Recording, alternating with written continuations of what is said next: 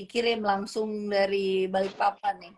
Masya Allah. Assalamualaikum warahmatullahi wabarakatuh. Ustaz. Waalaikumsalam warahmatullahi wabarakatuh, Kak Saskia. Alhamdulillah. Gimana kabarnya ini? Sehat, kabar baik, alhamdulillah. Alhamdulillah. Ini maaf ya kita ganggu nih siang-siang. Oh enggak lah, kan bestie. Besti bener. Pengen belajar Ustadz nih, followersnya Neng pengen belajar tentang agama yang pastinya ini kan Neng pengen tanya tentang sholat, seputaran sholat gitu. Jadi buat para followers Neng yang mau bertanya juga silakan nih ke Ustadz Agus. Ini Ustadz bisa dibilang apa ya? Ustadz apa ya Pak? Ustadz kece. Ini Ustadz Masya Allah baiknya. Jadi buat kalian semua yang mau nanya, sok mangga ya, jangan malu-malu. Ustadz, gimana? Sehat semua keluarga kan? Sehat semua, alhamdulillah Kak Saskia, sehat-sehat semua. Gimana di sana keluarga, sehat-sehat semua di Jakarta? Alhamdulillah Pak Ustadz, sehat-sehat semuanya. Alhamdulillah. Biar tidak ada kurang satu hal apapun, semuanya sehat. Alhamdulillah. Salam juga buat Kak Anu si AA tercinta. Si Anu siapa si Anu? Masya Allah. Suami tercinta. Suami tercinta. Panggilannya AA atau Akang atau Mas atau apa ini? Panggilannya Panggilannya apa ya? Biasa aja lah, sama kayak Ustadz gitu. Sehat sih, alhamdulillah. Ini beliau kebetulan lagi ada di luar kota, Ustadz. Oh, Masya Allah. Ya. Alhamdulillah. Itu yang di belakang senyum-senyum penampakan atau gimana? Bukan, ini kembaran. Belajar juga, Ustadz. Alhamdulillah, mudah-mudahan sehat semua, insya Allah jadi wanita-wanita solihah, insya Allah. Iya. Ada yang mau nanya nggak nih langsung nih sama Pak Ustadz nih? Nih ada yang mau nanya langsung. Ustadz mau tanya, kalau kita itu kan dari lahir kan sudah Islam nih. Kadang kalau sholat itu ya udah emang kamu suruh sholat dari kecil, sholat 5 waktu gitu. Sebenarnya arti sholat itu sendiri itu apa sih Ustadz? Oke, terima kasih ya. Mbak Aci tadi ya? Iya. Oke. Baik, bismillahirrahmanirrahim. Alhamdulillah, wassalatu wassalamu ala rasulillah wa ala alihi wa sahbihi wa mawala bi ihsanin ila yaumil qiyamah. Sahabat netizen, terkhusus kepada sahabat-sahabatku yang solih dan solihah. Pertanyaan yang cukup banyak ditanyakan ya. Sebenarnya sholat itu apa sih? Kok kita disuruh sholat begitu? Konsep dasarnya adalah sholat secara bahasa artinya doa. Jadi kita ini sebagai seorang yang beriman harus punya koneksivitas kepada Allah Subhanahu wa taala dan tidak ada koneksi yang lebih keren, yang lebih dahsyat dibandingkan dengan koneksi melalui jalur sholat kepada Allah Subhanahu wa taala. Jadi ketika Allah ini menciptakan kita dikasih mata, dikasih hidung gratisan, dikasih mulut gratisan, dikasih telinga gratisan. Terus kira-kira timbal balik yang minimal bisa kita lakukan. Bukan untuk membalas ya, kalau membalas pasti nggak bakal bisa. Tapi kira-kira yang bisa membuktikan bahwa kita ini cinta dengan Allah itu apa? Maka itulah yang dikatakan dalam surah Ad-Dariyat, wa ma khalaqtul jinna wal insa illa liya'budun. Dan tidaklah aku menciptakan manusia maupun para jin kecuali menyembah kepadaku. Jadi konsep dasarnya adalah ya hitung-hitung kayak balas kebajikan kepada Allah walaupun tidak mungkin perfect karena kebaikan Allah begitu besar dibandingkan dengan kebaikan kita kepada Allah. Nah, jadi salat ini sebenarnya adalah satu konsep pembuktian kalau kita ini seorang hamba yang walaupun kita sombong, kadang banyak duit, lupa sama Allah, kadang kita mungkin ya begitulah, kadang punya jabatan, lupa sama Allah, sehingga ayo nih sholat nih, dengan sholat ini paling nggak kita diingetin, walaupun kamu setinggi apapun derajatmu ya, kalau udah sholat itu yang namanya kepala, ini anggota tubuh paling besar, paling mulia di dalam tubuh kita ini akan berada sejajar dengan telapak kaki kita. Bahkan kepala yang mulia ini akan berada sejajar dengan tanah di mana kita menginjaknya gitu ya. Sekarang gini aja contohnya. Pak Jokowi itu kepala negara. Maka kepalanya Pak Jokowi adalah kepalanya kepala negara gitu. Itu ketika sedang sujud, kepalanya kepala negara ini berada tepat di bawah pantatnya Pak Imam. Oh, keren banget kan? Iya. Bahkan di sini siapa yang bisa mantatin pejabat selain saya, ya kan? Iya. Ustadz emang bisa diundang pengajian di rumah pejabat, pas sholat sujudnya saya lamain itu ya. Jarang-jarang nih bisa mantapin pejabat. Jadi artinya benar-benar sebagai ungkapan rasa syukur kepada Allah Subhanahu wa taala, insya Allah ini jadi berkah untuk kita semua dengan sholat makin romantis dengan Allah Subhanahu wa taala. Seperti itu Kak Aci. Nah, kalau ini nih buat teman-teman nih, siapa yang mau nanya silakan. Kalau yang mau nanya, kalau belum ada pertanyaan dari teman-teman, ada ya? Dari Ningan Darwati. Ningan Darwati. Pak Ustadz mau tanya, sholat sehari kurang dari 5 kali, dikarenakan kerja apa boleh Pak Ustadz? Baik. Jadi ini banyak pertanyaan dari teman-teman berkaitan dengan sholat 5 kali dikurangin boleh apa enggak begitu. Jadi gini teman-teman, ketika kita sakit, kita berangkat ke dokter. Terus sama dokter diberi obat gitu ya. Ini minumnya sehari 3 kali ya. Oke, dia diminum, obatnya dibeli, kemudian diminum juga diminum. Tapi minumnya nggak beraturan, kadang sehari 2 kali, kadang sehari 1 kali. Kemudian dia nggak sembuh, terus dia nyalain, wah ini dokternya nggak beres nih. Ini dokternya nggak keren nih, misalnya begitu. Padahal sebenarnya kalau kita belajar, bukan salah dokternya, tapi salah pasiennya. Dia nggak ngikutin aturan yang berlaku. Dalam kaitan itu, sholat sehari 5 kali, itu adalah khamsu sholawatin mafrudatin fi kulli yaumin wa laila, kata Nabi, adalah 5 sholat yang diwajibkan oleh Allah sehari semalam. Jadi artinya kalau pakai dipotong-potong, ya nggak perfect, jatuhnya nggak asik begitu ya. Artinya sholatnya menjadi sesuatu yang ghairu makbulah, sholatnya tidak diterima oleh Allah. Apalagi kalau kita ngomongin, Pak Ustadz nih alasannya, misalnya karena sibuk dunia. Ayolah kita berpikir sholat itu kan cuma 5 menit doang. Ya kalau kita mau nyempet-nyempetin, insya Allah lah, bisa lah. Ya kalau kita mau benar-benar serius nih, iya, kita sesibuk apapun kerja kita pasti kok nyempetin ke toilet. Nggak mungkin lah ada anggota dewan, caleg misalnya, aduh Tat, ani sibuk Tat, ini udah 2 bulan nggak pernah ke toilet ini Tat. Mustahil gitu kan. Pasti bakal disempet-sempetin ke toilet. Kenapa? Karena udah jadi satu kepentingan, kebutuhan lah dalam dirinya. Gitu. Jadi sama seperti itu. Jadi untuk para netizen, dalam proses pembelajaran, fine, kita mungkin bisa untuk belajar ya menjadi orang yang lebih baik. Allah Maha mengerti, Allah maha menerima. Tapi kalau sebagai sebuah sandaran, ya udahlah begini aja nggak apa-apa, yang penting kan aku sholat gitu. Nah itu yang tidak diperbolehkan di dalam ajaran Islam. Harus fight ya, insya Allah bisa dengan ikhtiar, dengan keyakinan. Sholat 5 waktu itu memang sesuatu yang berat. Allah sendiri yang bilang, sesungguhnya inna sholata, sesungguhnya sholat itu kata Allah Subhanahu wa taala, la kabiratun, adalah benda yang berat, illa 'alal khashiin, kecuali pada orang-orang yang serius. Begitu Kak Aci. Terus ada lagi pertanyaan, kalau Neng sih mau bertanya kayak gini loh Pak Ustadz. Katanya tuh sholat juga bisa sebagai salah satu bentuk romantisme kita sama Allah gitu. Itu gimana ya Pak Ustadz? Itu benerkah atau gimana gitu? Baik, makasih Neng Saskia, luar biasa. Pertanyaannya keren banget. Kayaknya pernah dengar saya di tema mana gitu ya. Baik teman-teman yang berbagi. Oke. Jadi gini Kak Saskia ya. Kalau kita ngomong romantisme itu biasanya dalam kondisi sepi-sepi, kemudian dalam kondisi kita lagi syahdu gitu, lagi malam-malam gitu, baru romantis lah istilahnya gitu kan. Nah maka teman-teman coba ya begitulah istilahnya. Neng Saskia pasti kayaknya lebih paham lah dari saya kalau masalah romantisme. Soalnya kalau nggak romantis nggak mau lah, Pak Haji Sirajudin nggak mau lah, mustahil lah. Dia orangnya sangat romantis soalnya ya. Baik. Jadi teman-teman yang berbahagia, sahabat-sahabatku, romantisme itu biasanya kita sendirian, malam-malam, sepi-sepi. Sekarang Ustadz mau tanya sama teman-teman, coba carikan satu ibadah yang bisa setenang, seromantis, sekontinu daripada ibadah sholat. Nggak ada.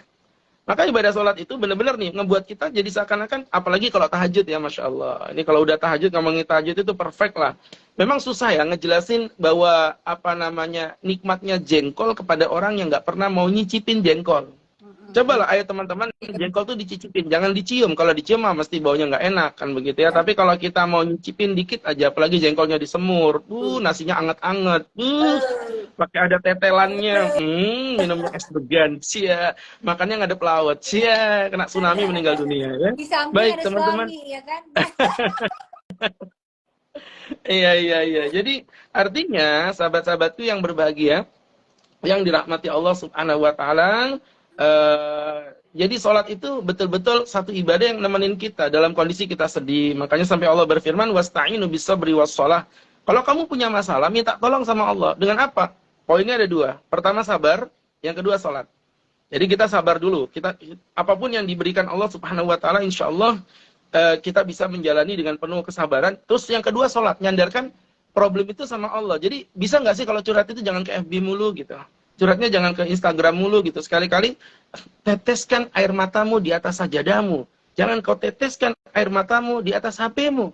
Konslet keles begitu ya. Jadi teman-teman yang dirahmati Allah, kalau nangis tuh bisa nggak sih nangisnya tuh di ini aja, di apa namanya, di atas sajadah, sholat tahajud minta sama Allah, ya Allah, kenapa ya anakku kok makin belakangan, bukannya makin nurut, makin sering berontak, ya Allah. Kenapa ya suamiku kok kalau ngelihat janda matanya jelalatan, ya Allah. Jagalah suamiku dari godaan setan-setan yang terkutuk, ya. Jauhkan suamiku dari godaan wanita yang terkitik, Allah, ya. Butakan mata suamiku dari kecantikan wanita manapun selain kepada diriku. Jadi kalau jalan-jalan ke mall tuh melihat cewek body seksi tuh langsung, kok nggak kelihatan ya? Nggak kelihatan apa-apa nih ya, gitu. Jadi Tutup aja mata gitu. Ya, jadi gitu. Dan Saskia, artinya teman-teman apa tadi sebutannya itikers begitu ya. Teman-teman yang dirahmati Allah semuanya, sahabat-sahabatku para pecinta Allah, followersnya yang Saskia semuanya yang berbahagia. Poin yang paling mendasar adalah sholat itu bisa jadi sandaran, karena disebut romantis karena kita dalam kondisi sepi-sepi, continue nyandarnya enak sama Allah, apalagi kalau udah di sujud terakhir tuh Neng. Luar biasa tuh. Kita sujud sama Allah. Kita letakkan dahi kita di bawah, ya, kemudian kita berucap. Jadi sujud itu, kalau kata guru saya, sujud itu gerakan paling aneh di muka bumi. Kau berbisik pelan di lantai bumi, tapi suaramu bergetar keras di aras kerajaan Allah Subhanahu wa taala. Allahu Akbar. Ya, kalau udah kayak gitu tuh 1000 masalah lewat semuanya. Bakal kita lewatin gitu. Jadi artinya Neng Saskia kalau punya masalah gitu ya, seluruh netizen juga kalau punya problematika, cobalah sekali-kali curhatnya sama Allah gitu loh. Kadang gini kan teman-teman gini, emang bisa gitu apa namanya ditolong sama Allah. Dan itu yang buat jadi Allah juga nggak suka sama kita. Karena kalau berdoa itu kata kuncinya yakin teman-teman. Wa idza sa'alaka ibadi anni fa inni qarib ujibu da'wata da'i idza da'an. Jika hambaku bertanya di mana aku berada, katakan Muhammad, aku ini dekat. Aku kabulkan apapun yang kalian minta. Idza da'an, jika kalian meminta, falyastajibuli, minta kepadaku. Perhatikan, wal yu'minu bi, dan yakin sama aku. Nah, ketika sujud itu yakin kalau Allah ngasih solusi. Insya Allah kalau kita begitu, Neng, subhanallah. Coba teman-teman rasain lah. Mulai malam ini, nggak usah banyak gaya. Sholat tahajud 2 rakaat aja. 2 rakaat, kemudian curhat sama Allah, dan biarkan Allah yang menggerakkan tangan kaki kita untuk menemui solusi kita. Ya, seperti itu. Tapi ada juga yang kayak gini, Ustadz. Mohon maaf, kayak misalkan kita udah sholat tahajud setiap malam, berdoa sampai nangis-nangis sama Allah, minta dikabulin gitu. Tapi Allah belum ngabulin. Tapi sedangkan orang yang sholatnya bolong-bolong, tapi kayak hidupnya enak. Nah itu gimana itu, Ustadz? Apa namanya seperti itu gitu. Baik. Nah, ini Neng Saskia baru ngaji sama saya 2 kali, udah pertanyaannya berbobot sekali, ini luar biasa ini ya. Baik, pasti itu pertanyaan netizen dibacain. Baik, teman-teman. Saya bukan seudon, cuma nggak yakin aja ini gitu saya, ya. Baik. Apa namanya ya, suruhan netizen lah istilahnya gitu. Iya. Wakil netizen ya. Betul sekali. Baik.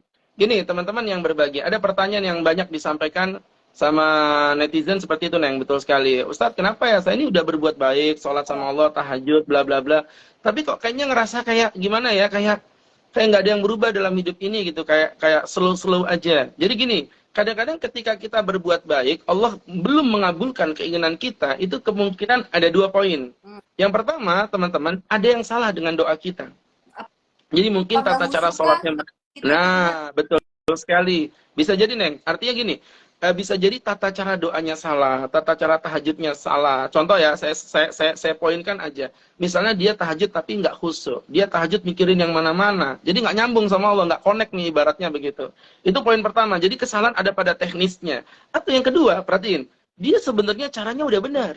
dan dia udah khusyuk, dan dia udah ikhlas, dan dia murni lillahi ta'ala. Tapi ada problem yang paling besar yang terjadi pada dirinya. Apa itu? Sebenarnya Allah lagi menguji dia, apakah dalam kehijrahannya, perpindahannya dari orang yang buruk menjadi orang yang baik, itu benar-benar murni karena Allah atau sebenarnya hanya untuk dunia sebatas sementara aja. Nah, di situ nanti akan kelihatan. Orang-orang, mohon maaf ya teman-teman yang berbahagia, jangankan Anda, jangankan saya, kita semua ini orang-orang yang hina, yang banyak dosa. Kalau kita bicara para nabi Allah aja, kurang suci apa Nabi Ayub? Kenapa Allah uji dengan ujian penyakit yang luar biasa?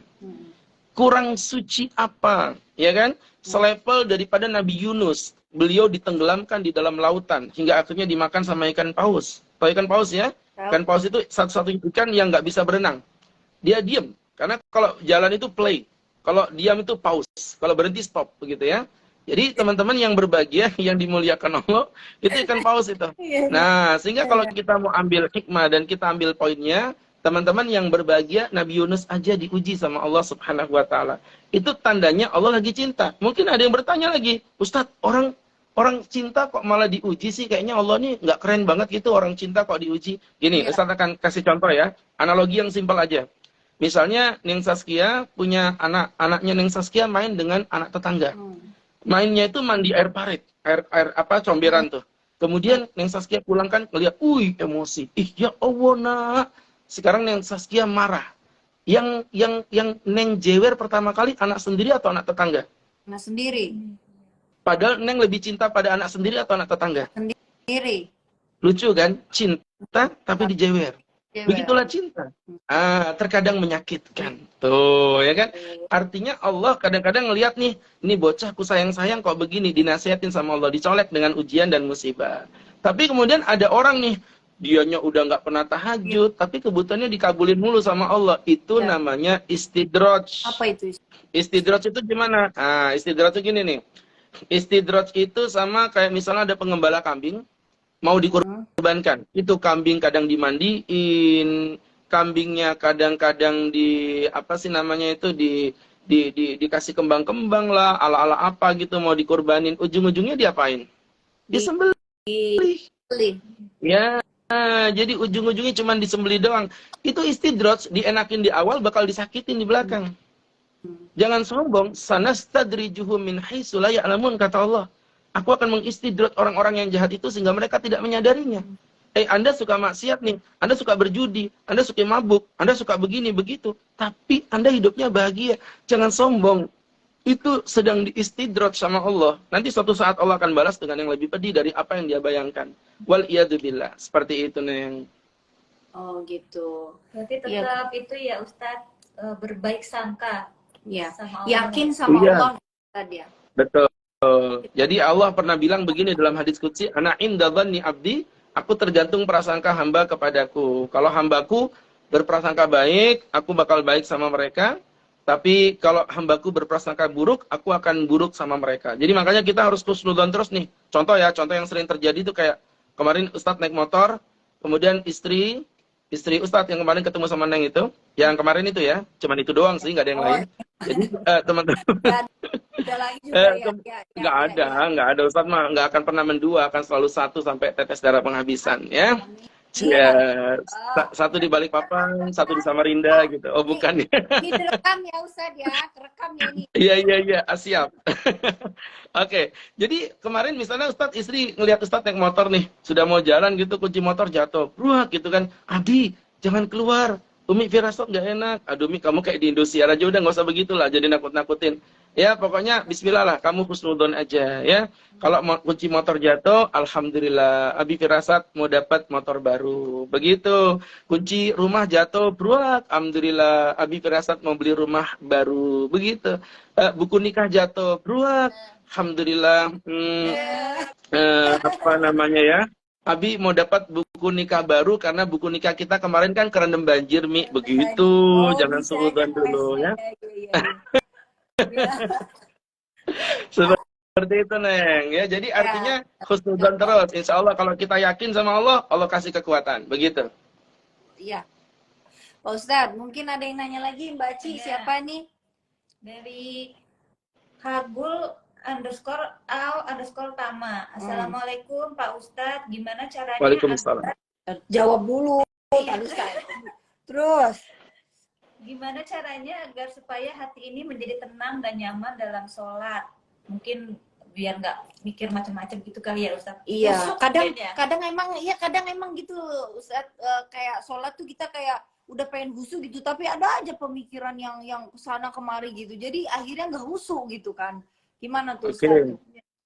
Baik, Husu berbicara bener. tentang bicara tentang khusyuk ya. Kita kalau ngomongin tentang khusyuk, sholat itu memang harus khusyuk itu benar. Cuma nanti sebenarnya kalau untuk terperincinya, nanti ada tema khusus, insya Allah kalau nggak salah di pekan depan itu ya sama Neng Saskia tentang kiat-kiat sholat khusyuk. Sekarang nggak usah jelasin semua ya, karena ini kan semacam apa ya, strategi marketing lah begitu ya. Baik, guys. Biar netizen makin penasaran.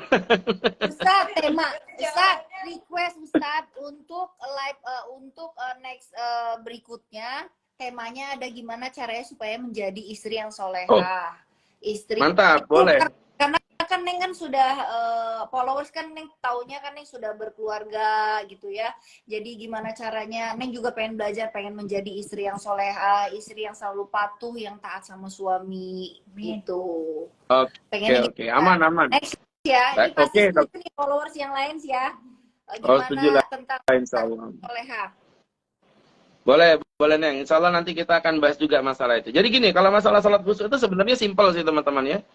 Ini poin dasarnya aja ya. Yang pertama, Anda harus ma'rifatut tarjamah. Apa ma'rifatut tarjamah? Ma'rifatut tarjamah itu mengetahui tentang arti bacaan sholatnya. Jadi itu konsep yang paling mendasar, Neng. Karena mustahil kita bisa menikmati sesuatu yang kita nggak paham maksudnya apa. Orang Jawa nonton wayang kulit itu dari jam 8 malam sampai jam 5 subuh, dia kuat itu. Kenapa? Karena orang Jawa paham dengan apa yang disampaikan dengan dalangnya. Tapi kebayang nggak misalnya kalau ada orang sebut aja orang Bugis atau orang Makassar suruh ngedengerin penampilan wayang Jawa, pasti dia nggak akan bertahan lama. Kenapa? Karena dia tidak memahami arti dan maksudnya. Kan begitu logikanya ya.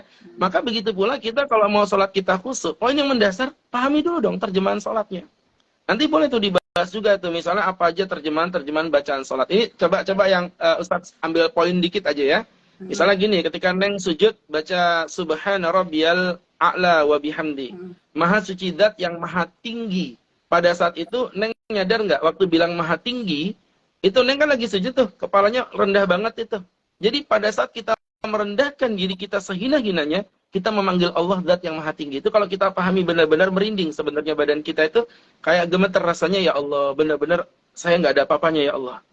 Saya ngerasa hebat aja, saya sombong ya Allah, saya dipenuhi dengan kesombongan dalam hati saya, maafkan saya ya Allah. Ketika Neng mengucapkan takbir, Allahu Akbar. Coba gerakan begini ini gerakan apaan coba? Pasrah. Pasrah. Artinya Allah maha besar. Iya, ini maha kecil ya Allah, ini nggak punya apa-apa nih. Kalaupun punya jabatan cuman sementara, punya dunia cuman sementara. Ini kalau benar-benar kita pahami ya, Neng dalam hati seperti itu, Masya Allah, ini pasti bakal ngerasuk banget tuh dalam hati kita, ya Allah ya Karim, kita ini nggak ada apa-apanya ya Allah.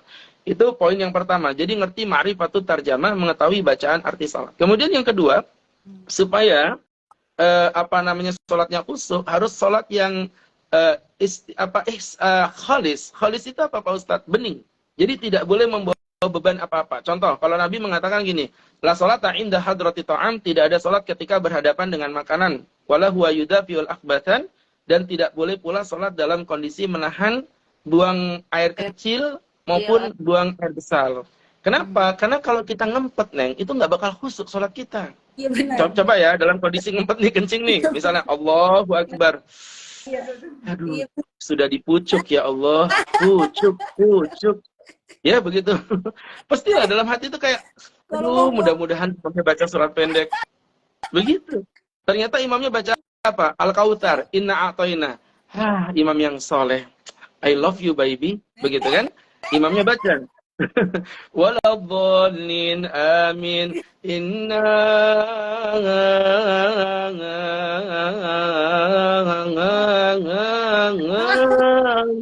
makmumnya di belakang kurang ngajar kok mam, oke tipu aku begitu.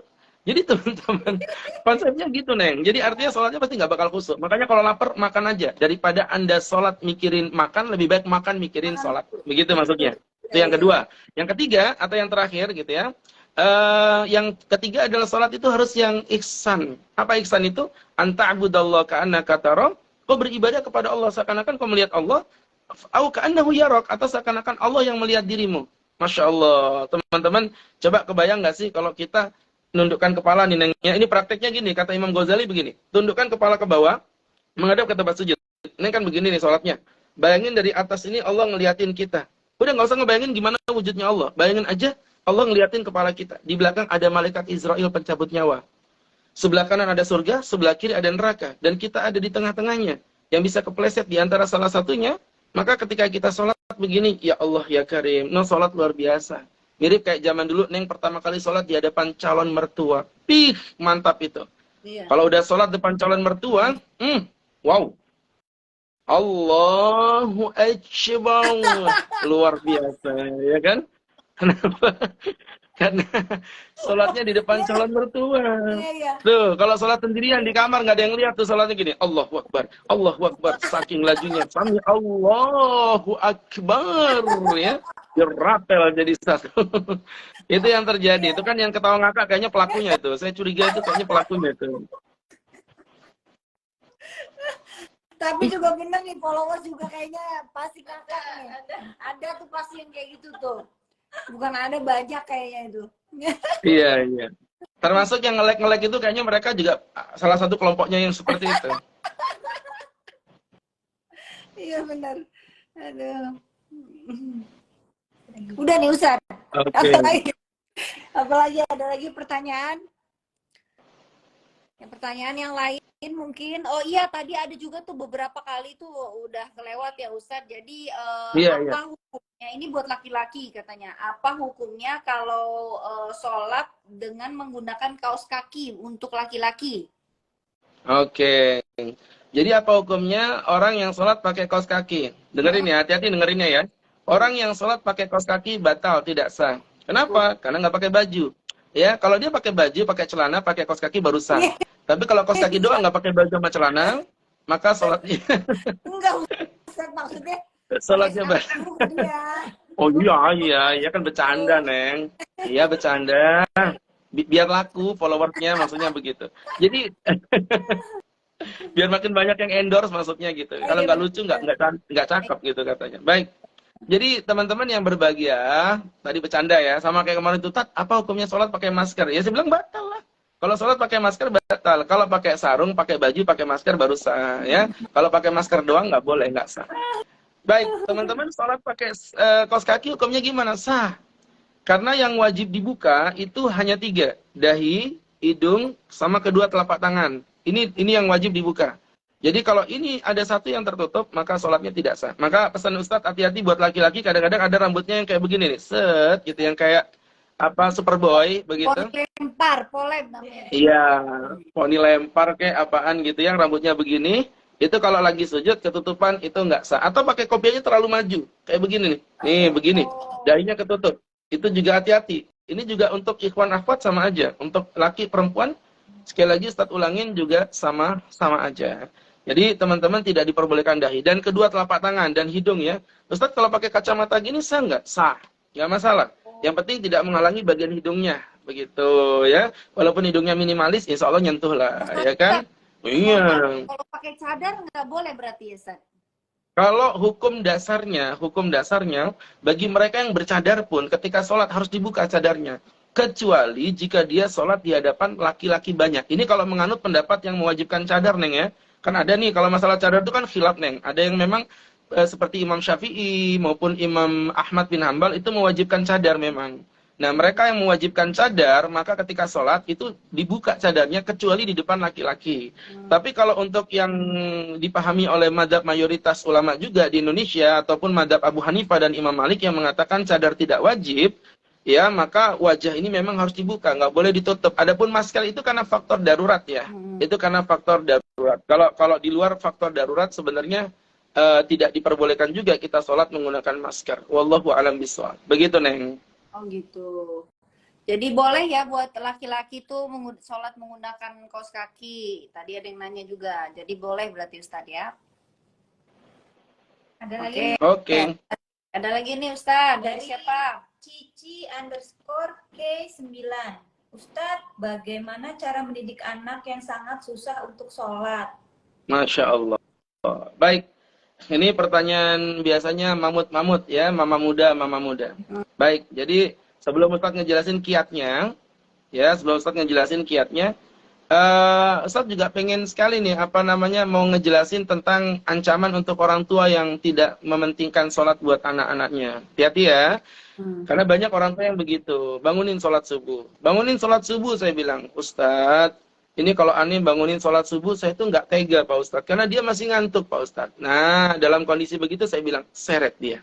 Pak Ustadz, ini jahat banget. Orang anak masih kecil kok diseret-seret. Saya bilang sekarang begini, naudzubillah, ini ceritanya doang ya. Kamar anak Anda dikelilingi oleh api, kebakaran. Anda teriak, kebakaran, kebakaran, nak bangun nak, nak bangun nak. Apa yang terjadi teman-teman? Ketika Anda bangun anaknya begini, ngantuk bun, demi Allah. Ini para bunda solihah yang ada menyaksikan siaran langsung ini, Ustaz mau bertanya, demi Allah, kira-kira didiemin atau diseret? Diseret lah Ustaz. Pasti diseret. Nah, itu yang Saskia jawab sendiri. Diseret lah pasti. Kenapa? Karena kita nggak mau anak kita kena api. Wahai bunda solihah, dimanapun Anda berada, demi Allah, sebagaimana kau selamatkan anakmu dari api dunia, maka selamatkan pula anakmu dari api akhirat. Karena api dunia panasnya hanya 1/70 dibandingkan dengan panasnya api akhirat. Ini poinnya. Nah, setelah kita udah dapat poinnya, semangatnya nih. Ayo, anak-anaknya semuanya dididik sholat. Bangunin sholat semuanya. Walaupun mulai kecil, umur 7 tahun udah mulai diperintah, Neng. Itu perintah Nabi begitu. Muru auladakum bisolati inda sab'a. Perintahkan anakmu di umur 7 tahun. Wadribuhu li asrin. Pukullah mereka pada saat umur mereka 10 tahun. Jadi dari sini pelajarannya kewajiban orang tua mendidik anaknya. Ini Neng juga punya 3 orang anak putri yang cantik-cantik dan solihah-solihah. Itu juga punya kewajiban Neng untuk bagaimana nih anak-anak dididik untuk sholat. Nah sekarang masuk ke pertanyaannya Teh Aci tadi. Pak Ustadz gimana caranya supaya kita bisa mendidik anak-anak kita sholat? Yang pertama, pendidikan basicnya namanya uswatun hasanah. Suri tauladan yang baik. Kenapa Ustadz mulai dengan uswatun hasanah? Karena itu nama istri Ustadz Neng. Ya, namanya uswatun hasanah. Begitu. Jadi teman-teman yang berbagi, jadikan sholat itu sebagai suri tauladan. Contohnya gimana? Nggak usah banyak ngomong. Orang tuanya nyontohin sholat dulu. Ini orang tua mah pinter. Anak-anak, sholat. Orang tuanya main kenapa? handphone, ya. Nah, orang tuanya main handphone, ya kan? Kenapa? Mama nggak sholat. Kamu teh jangan ngomong begitu sama mama. Mama ini teh jelek-jelek gini lulusan pesantren. Pesantren mana, Ma? Pesantren kilat. Ya, 3 hari, 2 hari sakit, sehari bolos, ya. Jadi teman-teman, udah gitu bangga banget lagi, Neng, ya. Ya Allah, ya Karim. Jadi teman-teman yang dirahmati Allah Subhanahu wa taala, itu tadi poinnya seperti itu, Neng.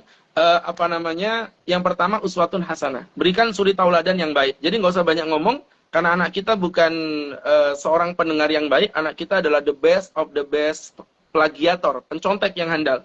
Ya, bukan pendengar. Sehingga untuk itu uswatun hasanah. Nah, setelah uswatun hasanah, baru dimotivasi dengan fadilah. Kan anak-anak itu kalau ngelihat pasti nanti akan nyontek dia. Mama kenapa sih kalau sholat kok khusyuk banget gitu. Artinya aku nangis, mama juga nggak mau gerak. Kasih tahu, nak, sholat itu keutamaannya A, B, C, D, E. Jelasin semuanya. Buat para bunda-bunda yang masih bingung materinya, itu kan tinggal diketik aja di Google tuh. Google, apa keutamaannya sholat. Ntar keluar semua, sampaikan kepada anak Anda. Sampaikan kepada mereka, nak, sholat itu nak bisa menggugurkan dosa. Kan kita tiap hari berdosa tuh, maksiat. Siapa sih yang nggak maksiat gitu ya? Seperti itu. Nak, kita kan tiap hari itu punya maksiat, maka kita harus sholat. Kemudian yang kedua, sholat itu nak bisa menjadi penyemangat dalam hidup kita, menolong seluruh kesulitan-kesulitan kita. Nah, dijelaskan ke mereka. Di sini mulai ada informasi masuk ke otaknya setelah dicontohkan. Berarti yang kedua. Baru kemudian yang ketiga, teman-teman, mohon maaf. Ini agak mulai tegas nih. Ada kata-kata perintah. Kalau tadi cuma motivasi, sekarang yang ketiga ada kata-kata perintah. Nah, kamu sholat. Ada penegasan begitu. Itu umur berapa, Ustadz? Umur 7 tahun. Umur 7 tahun udah mulai diperintah. Walaupun mereka belum balik. Kalau perempuan belum haid, kalau laki belum mimpi basah. Tetap diperintah untuk sholat. Tapi dia nggak mau sholat, nggak ada urusan, nggak ngurus, mau sholat, nggak sholat, pokoknya perintahkan aja. Supaya apa? Jadi dogma. Dogma itu apa, teman-teman? Dogma itu kayak gini nih. Kalau Ustadz ngomong begini, coba Neng jawab ya.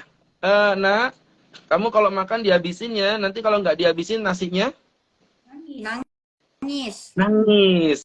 Nah, jangan duduk depan pintu, nanti kamu susah dapat Jodoh. jodoh.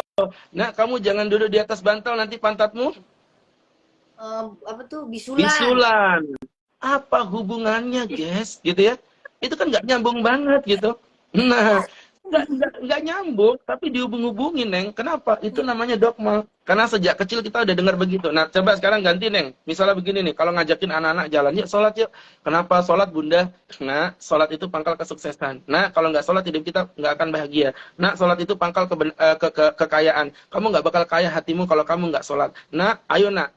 Sholat yang benar diulang-ulang terus jadi dogma, Neng. Ketika jadi dogma, disitulah nanti anak udah mulai paham. Dan yang terakhir, yang keempat, ini yang agak-agak wow. Apa Pak Ustadz? Punishment dan reward harus jalan seimbang. Jadi nggak bisa dipungkiri, kita boleh memberikan punishment pada anak kita, Pak Ustadz, boleh. Nabi tadi perintahkan, pukullah mereka. Tapi tentu mukul di sini hati-hati, para bunda hati-hati. Ini jadi kayak kajian parenting ya, tapi nggak apa-apa lah ya. Untuk memukul anak itu hati beda ya. Dengan teman-teman begini, misalnya contoh nih, kalau kita ngomongnya gini, Neng, mukul anak karena emosi, nak sholat nak, anak ini nggak mau sholat. Hati-hati ya. Ketika kita mukul anak, itu ada dua nih. Bisa jadi karena kita emosi, dia nggak menghargai kita ngomong, atau kita mukul dia karena kita itu sayang, kita nggak mau anak kita masuk neraka. Itu pukulannya sama, tapi efeknya beda. Begitu, Neng. Jadi dari situ teman-teman yang berbahagia, yang dirahmati Allah, sahabat-sahabat netizen, ya yang dirahmati Allah, kita belajar di situ. Ternyata niat aja itu bisa merubah sesuatu, bisa memberikan pengaruh efek yang berbeda. Sehingga berangkat dari situ, poin yang ketiga nanti dikasih punishment. Tapi buat perjanjian dan harus ada reward. Nah, kalau kamu sholat 1 minggu lurus, Bunda kasih 1 bintang. Nah, kalau nanti 3 bintang, Bunda kasih 1 bulan. Nah, kalau nanti 1 bulan, 1 bulan kamu, 3 bulan kamu punya, Bunda kasih 1 matahari, 1 matahari Bunda kasih kamu, misalnya mau dibeliin sepeda kaki kah, atau dibeliin mainan apakah, yang penting tidak merusak pendidikan, silakan. Nah, ini kalau kita lakukan secara kontinu, insya Allah ya, Kak Aci, Neng Saskia, insya Allah ini jadi satu penyemangat kita lah, untuk benar-benar bisa menjadikan anak-anak kita sholat, jangan sampai kita ini masuk surga sendirian. Yuk kita masuk surga bareng anak, bareng suami yang kita cinta. Begitu, Neng. Oke, begitu ya buat para followers Neng. Ada lagi mungkin yang mau bertanya lagi? Mbak Ci mungkin? Apa Mbak Ci? Oh iya nih, Neng kan sekarang kan udah punya bayi nih, Ustaz. Kayak apa namanya, kalau lagi punya bayi itu terus anaknya nangis-nangis, kita tuh lagi sholat tuh apa harus dilanjutin kah? Atau apa kita batalkan itu sholat gitu. Kadang-kadang kan kita lagi sholat tuh anak nangis yang ngejeritnya gitu parah, kayak nggak mau diem lah gitu loh. Itu apa yang kita harus jalanin, berhenti di saat itu atau kita teruskan sholat kita?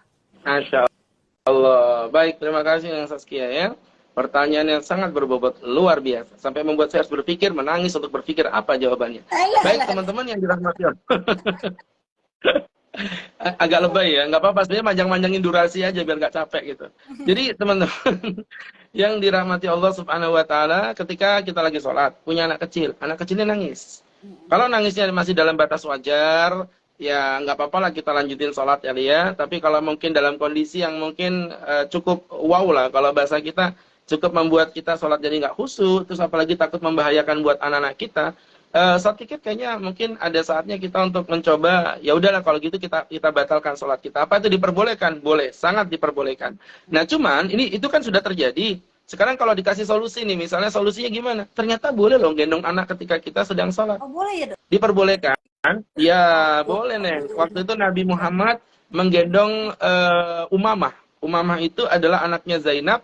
Zainab itu adalah anaknya Rasulullah. Jadi Umamah itu berarti cucunya Rasulullah. Waktu itu Nabi lagi sholat, digendong sama Nabi. Ketika Nabi lagi sujud, Umamah diletakkan di bawah. Ketika Nabi lagi mau berdiri, diangkat lagi digendong sama Rasulullah. Yang seperti itu diperbolehkan. Nah, Tapi, cuman sorry, hati-hati ya, tapi hati-hati ya. sorry banget, itu kan kalau ketika kita lagi sujud, anak itu ditaruh di samping kita, itu kita kan jadi pikiran kita aja ke distract kan, jadi kayak nggak husu gitu loh jadinya. Takutnya Ustadz, sholatnya kah apa diterima atau enggak tuh kira-kira kalau seperti itu? Baik. Jadi begini, kan tadi udah dijelasin, kalau dalam kondisi normal, ya baguslah ditaruh di bawah. Tapi kan kita tadi berbicaranya dalam kondisi yang nggak normal nih. Si anak, mohon maaf, namanya bocil ya, bocah kecil gitu, pasti kadang-kadang tergantung moodnya. Ya. Kalau udah nangisnya kenceng tuh, wah begitu. Nah, daripada ditaruh di bawah, kita nggak khusuk juga. Lebih baik kita gendong. Nggak khusuknya pasti bakal lebih minim. Daripada yang taruh di bawah nih, kemudian lari ke tangga, kelontang-kelontang. Wah, udah mulai kepikiran tuh. Kedubrak begitu kan oleh ke belakang. Set. Ternyata bapaknya yang jatuh, biarin aja kalau bapaknya mah ya. Jadi teman-teman yang dirahmati Allah Subhanahu wa taala, konsep dasarnya begitu, Neng. Jadi artinya ini pilihan yang tidak ideal, setuju yang Neng sampaikan tadi ini buat nggak kusuk dan lain sebagainya. Fine, memang begitu kasusnya. Tapi setidaknya kalau menurut Ustadz itu jauh lebih perfect, lebih baik dibandingkan Neng melepaskan anaknya lari kemana-mana pasti lebih nggak kusuk lagi. Seperti itu, Neng. Oke, Masya Allah. Itu pelajaran banget tuh Ustadz itu ya. Jadi benar-benar diperbolehkan banget gitu untuk gendong anak walaupun lagi sholat gitu. Oke, apalagi Mbak Aci, ada lagi mungkin buat teman-teman semuanya yang mau bertanya. Tapi kalau bayinya menggunakan pampers ada ompolnya, apakah sah sholat membawa najis? Katanya ini ada yang komen dari AMR. Masya Allah. Baik, jadi begini ya teman-teman ya. Tentunya dengan catatan bahwa menggendong bayi tadi dalam kondisi tidak ada pampasnya, tidak mengandung najis. Kalau mengandung najis jelas sholatnya akan menjadi batal, bukan dikarenakan menggendong anaknya, tapi karena menggendong najisnya, menggendong pupnya tadi itu. Jadi mungkin sebelum digendong